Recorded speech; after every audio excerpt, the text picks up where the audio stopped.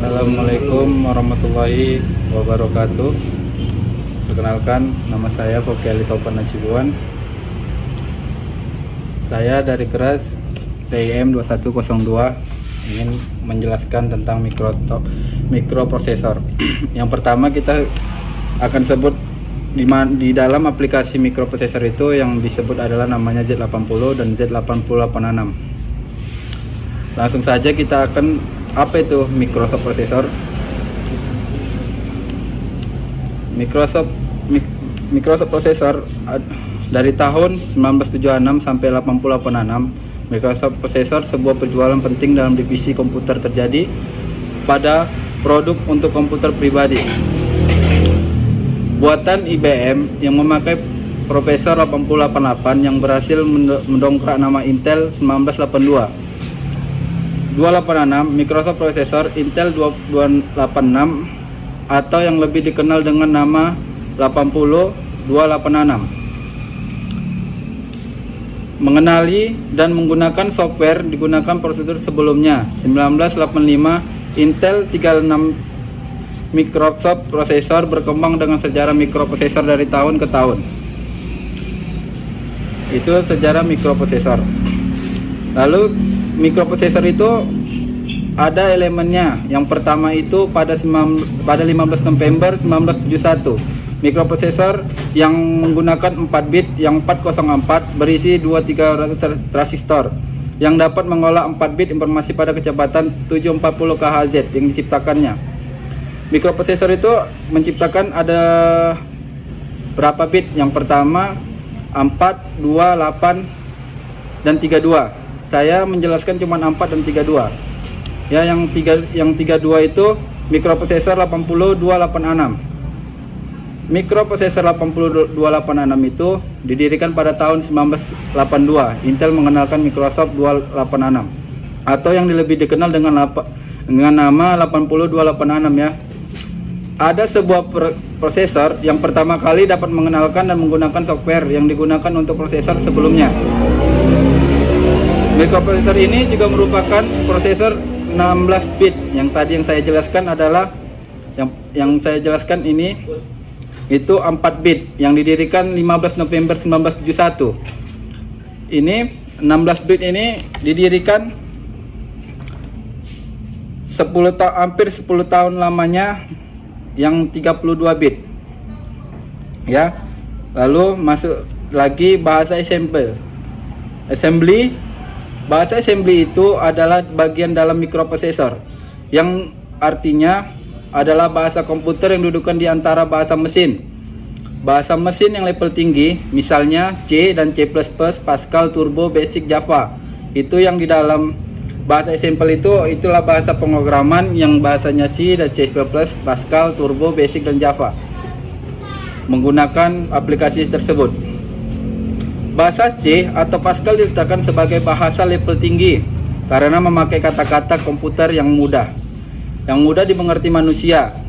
Meskipun masih jauh berbeda dengan bahasa manusia sesungguhnya, assembler adalah program yang bekerja membantu menulis instruktur format Inggris sehingga mudah dibaca dan dipahami selebih bahasa assembly. Assembly itu berbanyak macam ukuran. Yang satu pertama, ketika komplit lebih kecil dari ukurannya. Yang kedua, lebih efisien dan hemat memori. Yang ketiga, lebih cepat dieksekusi. Kesulitan bahasa assembly. Bahasa assembly itu dalam melakukan suatu pekerjaan, baris program relatif lebih panjang dibanding tingkat tinggi relatif, lebih sulit dan dipahami terutama jumlah barisnya. Jumlah baris itu misalnya menggunakan C++ atau Turbo Pascal. Sebuah terlalu banyak lebih sulit dalam melakukan pekerjaan rumit, misalnya operasi matriks. Lalu kita masuk ke struktur instruksi bahasa assembly. Struktur assembly itu bisa dibilang operation code. Operation code itu source operation atau sumbernya. Destination object atau tujuan. Contohnya LD.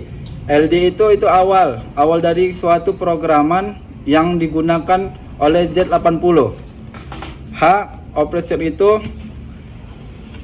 penutup. Itu dipindahkan isi register 8 bit. Tadi saya nggak bisa menjelaskan 8 bit, yang saya jelaskan cuma 32 bit dan 4 bit. Objek kode menulis program dalam assembler artinya menggunakan mnemonic atau mnemonic untuk pembuatan program, bukan untuk microprocessor. Disebut short kode, short object, dan short binary. Contohnya LD, A, B, 7H, H itu hexa. Hexanya itu bilangannya angkanya itu 011 dan 1000. Kita akan mencari angka tersebut dengan nama, misal contoh kita membuat nama saya sendiri yang kalau dibilang itu LDA. Contoh ini kan LDA, ini kan B78H. Kalau saya membuat dengan nama saya LA41H. Jadi saya akan menjelaskan nanti di selanjutnya. Microprocessor membaca instruksi dalam bentuk biner atau hexa pun bisa, dan memori dan frekuensinya. Langsung saja kita petunjuk untuk aplikasi software Z80 yang tadi saya bilang menggunakannya. Pertama kita membuka aplikasinya di dalam laptop kita atau di dalam notebook atau di dalam manapun bisa kita download software Z80. Kalau tidak tahu caranya, ini saya akan jelaskan. Toolbar menunjukkan nama program, status dari aplikasi Z80. Toolbar itu adalah kayak ibaratkan menu pertama muncul. Kalau menunya yang kedua, menu bar. Menu bar itu pilihan menu yang akan kita jalankan program di aplikasi Z80 Simulator. Yang ketiga, program locator box menunjukkan alamat program yang sedang di-load aplikasi Z80. Yang contohnya kalau kita save program itu, maka dia akan nampil dan akan kita cari dalam aplikasi itu. Register status box itu menampilkan data yang kita buat datanya. Kita buat data dari aplikasi tersebut, maka isi data general register aplikasi Z80 Simulator. Flag register status box menampilkan isi data register bendara pada aplikasi Z Simulator. Yang keenam, instruktur status box menampilkan instruksi yang sedang bekerja dan yang akan bekerja aplikasi Z80. Juga menampilkan hitungan, eksekuensi, instruksi, dan clock dari setiap instruksi yang dikerjakan. Inilah caranya, dan saya tidak bisa baca satu-satu karena mensingkat waktu. Kita langsung lanjut. Peralatan penunjuk Z80 Simulator. Yang satu, assembler tools. Yang tadi saya bilang itu assembler adalah peralatan yang digunakan menerjemahkan program assembly menjadi bahasa mesin. Yang saya bilang tadi, bahasa mesin yang pertama ini yang tadi saya ini bahasa mesin. Assembly ini adalah bahasa mesin. Yang ini bahasa mesin. Ya, kita lanjut yang tadi, bahasa mesin. Tools ini yang berfungsi untuk mengedit. Yang saya bilang tadi, tools itu mengedit pertama awal atau membuat file atau bisa dibilang save file yang akan dikerjakan. Yang nantinya di assembly itu dapat disimulasikan di load atau memori simulator terlebih dahulu. File yang disimpan akan berekspresi as mm. Setelah proses assembly selesai, maka akan dihasilkan dua buah file. Pertama, pretensi OBJ atau disebut dengan binary image yang dapat langsung di-load ke memori CPU. Kedua, ada ekstensi LST yang merupakan assembly listing, dapat digunakan untuk file frekuensi hex. Intel juga dapat dihasilkan jika terperlukan. Dapat pula menggunakan assembly eksternal seperti times dan maps. Yang kedua ini, fungsi yang kedua ini untuk menampilkan isi memori. Dari setiap alamat memori akan terisi secara otomatis sesuai dengan nilai opcode-nya program, atau juga dapat diubah secara manual. Yang maksud dari nilai setiap alamat memori akan terisi ini, contohnya kita membuat data yang berisi namanya dari hexa atau biner, itu tersimpan dengan otomatis atau bisa diganti juga dengan eksternal. Kita bisa juga kita ganti dengan sendirinya. Lanjut, inilah contoh gambar dari aplikasi Z80. Yang ini tadi saya bilang file, ini toolsnya inilah toolsnya yang pertama awal. Ini kita menyimpan file. Inilah yang data-data yang tadi yang saya bilang dari hexa, biner, inilah dia. Dan jika kita menyari akan nampaklah di sini dia namanya toolsbarnya nih. Ya, lanjut lagi. Sistem, prosesor, dan arsitek prosesor. Arsitek sistem komputer ini bersangkutan dengan mikro tadi ya. Mikro tadi bersangkutan dengan arsitek komputer. Semua itu mikro itu banyak elemennya, bersangkutan dengan arsitek, dengan aplikasi biner, semua kita nyatu dia ke sini. Kita jelaskan tingkat dasar arsitek komputer itu yang ada itu dalam arsitek itu yang pertama perangkat kerasnya itu software dan hardware. Software itu inilah dengan application layer, high order software layer, operating system layer. Yang hardware level ini mix layer, micro layer, digital logic layer, basic level layer. Lalu organisasi fisik komputer. Maka mikroprosesor itu berhubungan dengan komputer, dengan semua rancangan-rancangan komputer yang kan saya bilang tadi, bersangkutan dengan arsitek komputer, tentang bilangan hexa, biner, yang menggunakan Z80. Mikroprosesor ini punya organisasi fisik komputer yang merancang dan membangun komputer. Yang baru dari awal adalah proses yang mahal. Juga biaya komponen per unit akan tinggi jika komponen tersebut tidak diproduksi secara massal. Faktor ini menyebabkan sebagai besar pabrikan komputer yang konstruksi komputer mereka dari kombinasi komputer standar yang bervariasi. Sebagai contoh banyak mikrokomputer yang berisi mikroprosesor. Jadi bersangkutan dengan mikroprosesor dan mikrokomputer. Ya, lanjut saja. Yang kedua, prosesor. Prosesor itu terdiri ada dua, yaitu kontrol unit atau yang dibilang kalau bisa disebut kalau yang nggak mau payah itu CU. Itu CU artinya kontrol unit. Yang kedua itu ALU. Apa itu ALU? ALU itu aja adalah Arithmetic and Logic Unit. CU dan ALU beroperasi bersama dengan sejumlah komponen prosesor. Tambahan, semua komponen prosesor tersebut seluruh elektronik fungsi dari elektroniknya itu fungsi dari elektronik prosesor itu ada 3. Yang pertama itu untuk mengobrol penggunaan penyimpan utama yang untuk menyimpan data dan instruksi. Yang kedua itu untuk mengontrol rangkaian operasi. Yang ketiga untuk memberikan perintah kepada manusia bagi sistem komputer.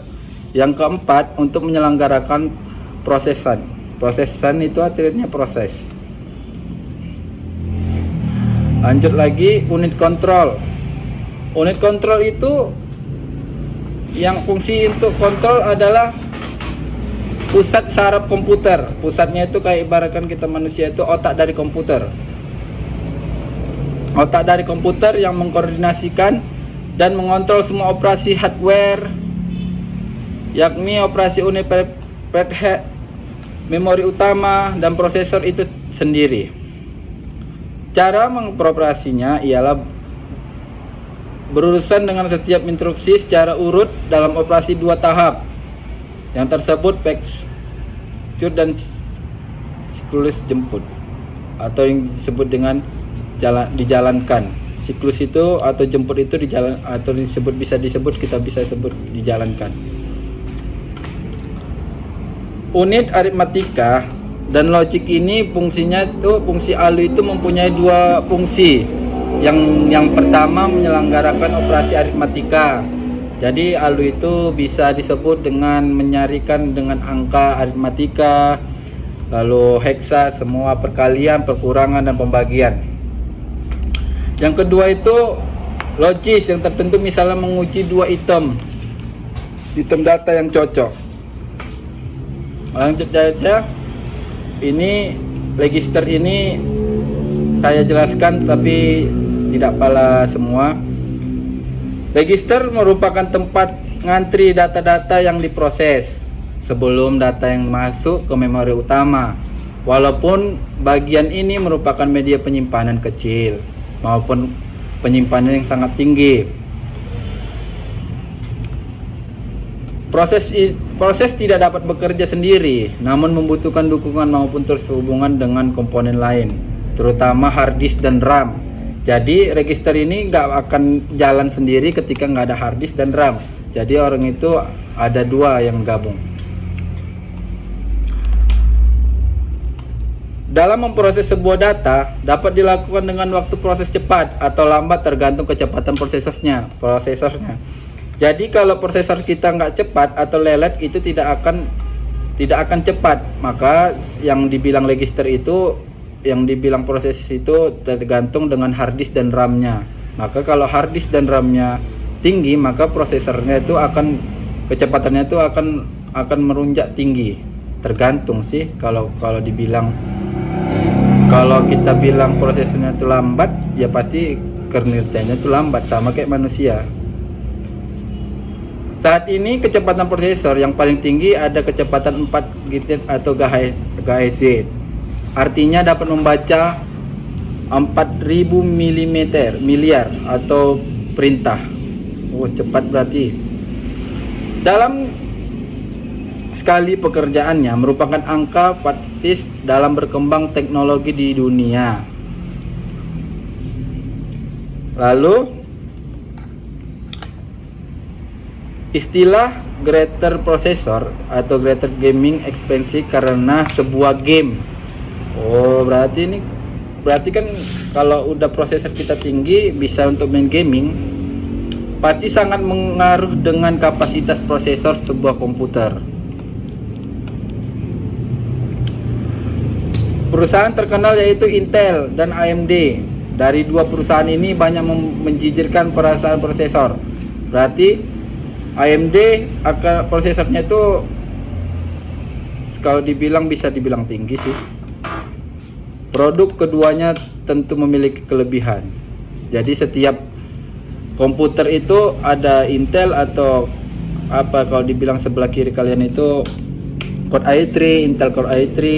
Itu tergantung kecepatan laptop masing-masing dan tipe registernya itulah kalau dibilang. Kalau orang gaming itu menggunakan AMD semua, karena AMD itu prosesornya itu cepat dan kinerjanya itu semakin kencang, makanya orang gaming itu menggunakan AMD.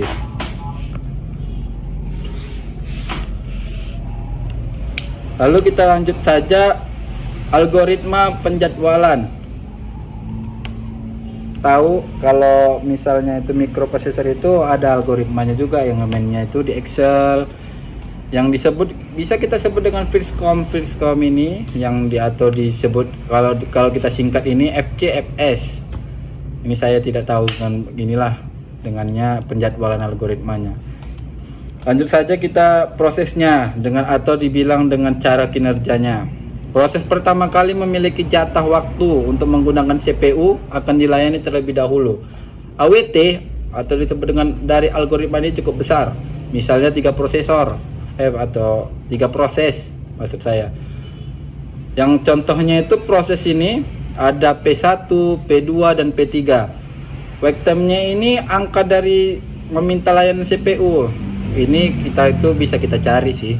Contohnya ini kayak gini, 0 tambah buka kurung 10 kurang 4 sama dengan 6. Jadi 0 ini tidak dihitung ini.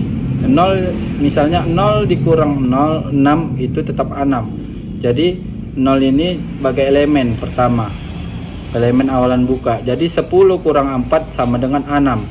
P2 nya 4, P3 itu 7. Untuk saja waktu tunggu yang diberikan untuk tiap-tiap proses terlihat pada tabel di atas atau di bawah ini.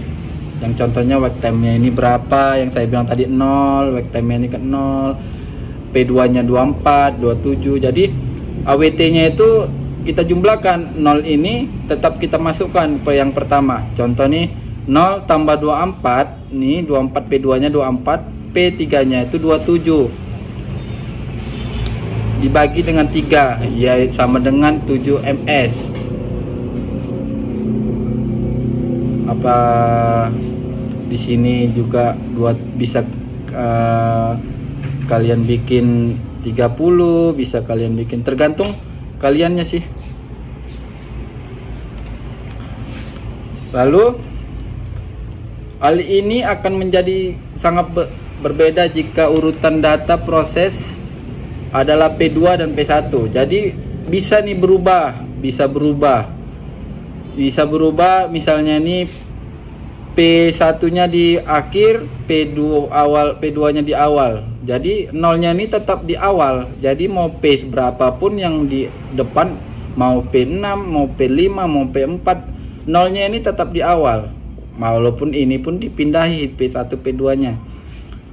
Lalu kayak waktu yang diberikan tiap-tiap proses terlihat dari tabel bawah ini. Lihat yang saya bilang tadi, P2 ini 0, work time itu 0. Gimana pun mau dipindahkan P3, mau dipindahkan P3 pun di depan itu tetap 0. Lalu P3 nya tuh berapa? P3 nya itu adalah 3, P1 adalah 6. Jadi sehingga AWT nya itu menghasilkan 0 tambah 3 tambah 6 dibagi 3 menjadi 3 ms. FCPS itu adalah metode yang sangat sederhana yang memudahkan implementasi. Namun metode ini memiliki kelemahan, yaitu dengan adanya convoy effect yang akan mengakibatkan kebengkakan AWT jika prosesnya dilayani terlebih dahulu membutuhkan waktu proses burst time. Burst time itu mencari angka dari proses tersebut. Yang tadi yang pertama ini, wait time ini akan mencari dari sini. Ya lanjut saja, kita lihat. Nah ini burst time-nya. Burst time-nya ini proses memiliki CPU burst time yang paling kecil akan dilayani terlebih dahulu. Misalnya 4 proses yang P1, P2, P3 dan P4 yang memiliki layanan CPU. Ya kita lihat aja, yang terkecil itu P4. Yang P4 itu yang terkecil, inilah dilayankan pertama yang dikalikan dengan 0 tadi. Inilah contohnya.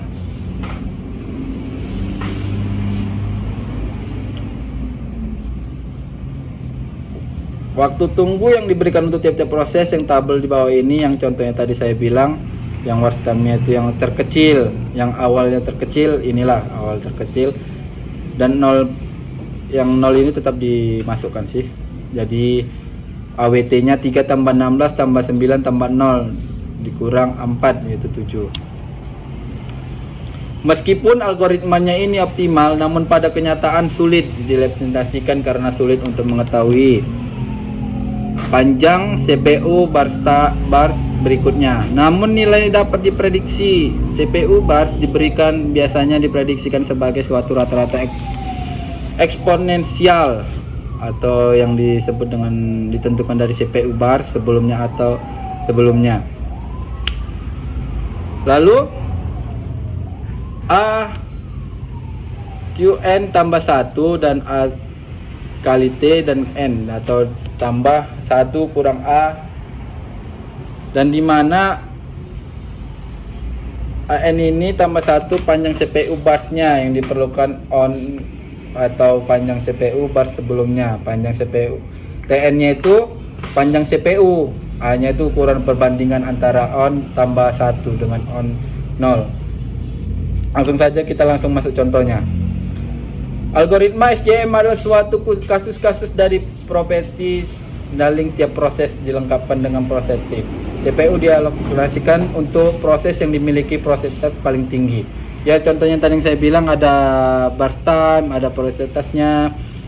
Inilah P1, burst time-nya itu 10, 1, 2, 3 dan 5. P1, P2, P3 dan P5. Prioritasnya ini 3 1, 3, 4, 2. Yang dicari itu yang dari sini. Nanti kalau mau kurang jelasnya lagi bisa dicari cara pengerjaannya di YouTube pun bisa atau dimanapun bisa. karena saya mensingkat waktu, saya tidak bisa menjelaskan dengan di mana dapatnya ini. Lanjut saja. Round robin schooling atau konsep dasar dari algoritma menggunakan time streak. Pada dasarnya algoritma ini sama dengan FCFS yang tadi saya bilang, sama mencari semua dengan angka-angka. Lanjut. Ini yang saya bilang tadi, yang prosesnya tadi, CPU-nya tadi. Ya, cukup sekian dari hasil saya. Lebih kurang saya mohon maaf dan lebih kurang saya mohon ampun. Assalamualaikum warahmatullahi taala wabarakatuh.